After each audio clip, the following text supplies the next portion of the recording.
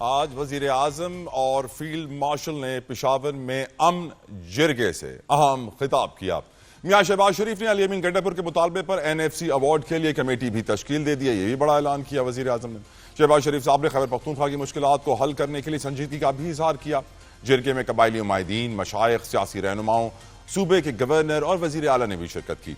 इस मौके पर वजीर आजम ने KPK की अहमियत को उजागर करते हुए ये वादा किया कि तमाम मसाइल हल किए जाएंगे और पाक फौज के कामयाब ऑपरेशन बुनियादन मखसूस पर पूरी कौम को मुबारकबाद दी थी और इस अज़म का इरादा किया कि खैबर पख्तूनख्वा से दहशतगर्दी का खात्मा किया जाएगा।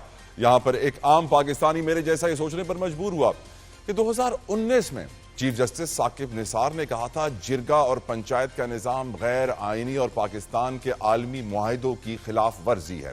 फिर 2021 में काजी फाइज ईसा साहब ने रिमार्क्स दिए कि जिरगा आईनी कानून को बदल नहीं सकता।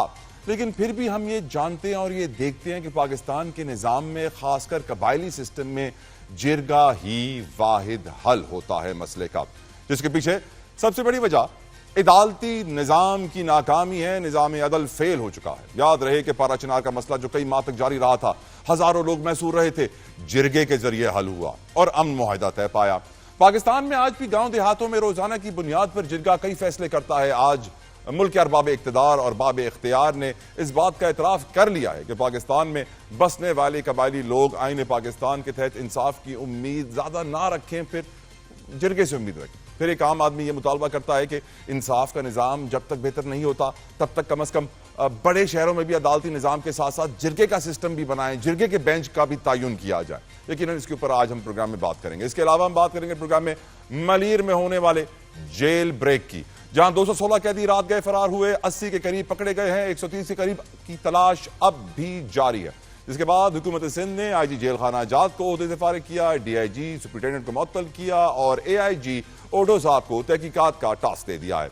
मैं यहां आपकी तवज्जो एक ऐसी बात पर मरकूज करवाना चाहता हूं जहां निजाम अदल की यह बड़ी नाकामी है कि कैदियों की तादाद में मुसलसल इजाफा होता जा रहा है। सिंध में कैदियों की तादाद इस वक्त तारीख की बुलंद तरीन सतह पर है। 13,000 कैदियों की गुंजाइश वाली जेलों में 24,000 से ज्यादा कैदी बंद हैं। अनबिलीवेबल। सेंट्रल जेल में कैदियों की तादाद 7,000 से तजावुज कर गई है, गुंजाइश 2400 है। 2400, 7,000। मलीर जेल में 6,000 से ज्यादा कैदी बंद हैं, गुंजाइश 2,200 की है। सिंध की जेलों में बंद 24,000 कैदियों में से सिर्फ 4,500 कैदी ऐसे हैं जिनको सजाएं हुई हैं। 19,000 के केस चल रहे हैं, यानी 80% कैदी अंडर ट्रायल हैं। ट्रायल में बड़ा टाइम लग जाता है, काफी कैदी तो बेचारे पेशी से ही महरूम रहते हैं।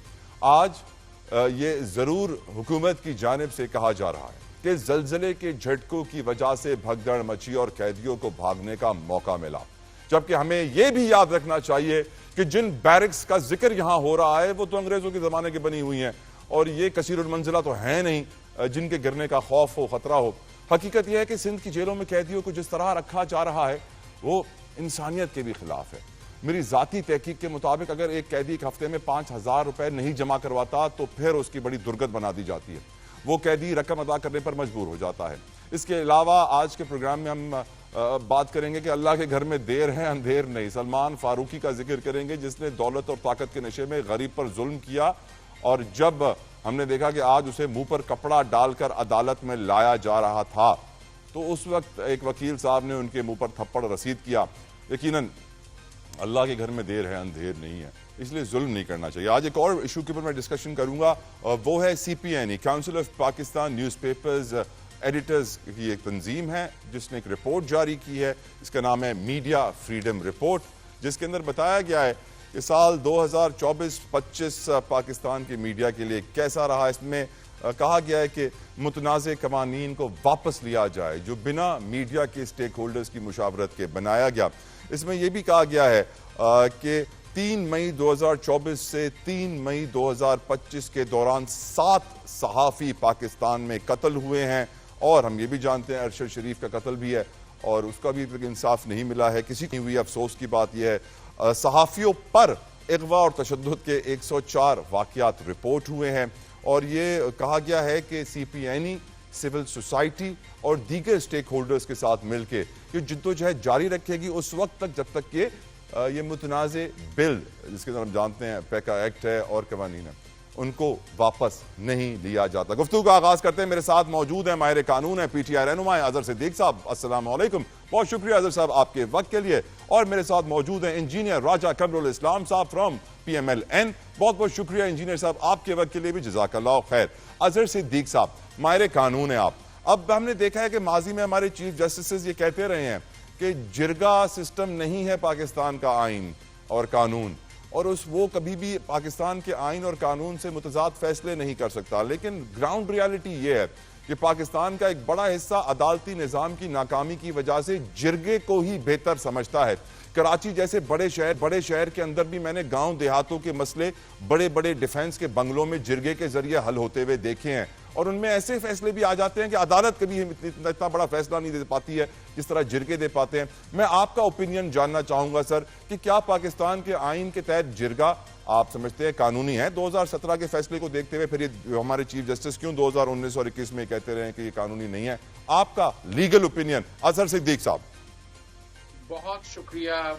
दो तीन चीजों को तलहा समझना पड़ेगा। एक तो आपको पता है हमारे यहाँ सुलह हुदैबिया या बहुत से ऐसे मुआहदाजात मौजूद हैं कि जिसमें गुफ्तो शरीद के साथ और आर्बिट्रेशन के साथ मसाइल हल हुए। दीन इस्लाम में गुंजाइश है और हमारे आइन और कानून में भी गुंजाइश है। फर्क डालना सिर्फ ये है कि ये जिरगा सिस्टम जहाँ फौजदारी जराइम होंगे, जहाँ क्राइम अगेंस्ट स्टेट होगा, या फर्ज करें कुछ हीनियस क्राइम है, तो उनके अगेंस्ट तो जिरगा सिस्टम में ना आइन इजाजत देता है ना कानून इजाजत देता है। ये जिरगा सिस्टम बेसिकली अगर कॉन्सेप्ट अगर देखें तो फैमिली लॉज के अंदर तलाक के मामला में फैमिली रिकंसिलेशन का प्रोसीजर ऑलरेडी अवेलेबल है।